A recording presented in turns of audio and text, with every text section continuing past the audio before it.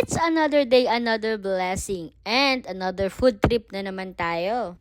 May na-discover nga tayong food park here in Dasmariñas, Cavite, where you can enjoy the food trip, billiards, chill, and music all in one. Ang Q and Bites Food Park. Dito nga lang yan matatagpuan sa Don Placido Campos Avenue, Dasmariñas, Cavite. Sobrang daming choices ng foods ang talagang ma-enjoy ninyo. Una sa listahan itong Taco-tastic, where you can enjoy takoyaki for as low as 29 pesos. Meron din silang K-egg, where you can enjoy the fluffy side of life.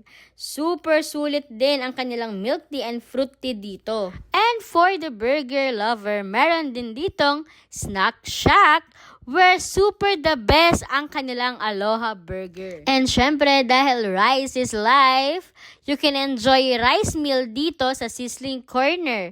Super sulit at super sarap ang kanilang mga sisig. And syempre, ang Fatcham Express, kung saan natikman ko ang pinakamasarap na pastil. So guys, you must try it talaga. Kaya ayain mo na ang buong barkada and enjoy the night in the Q and Bites Food Park. See you guys!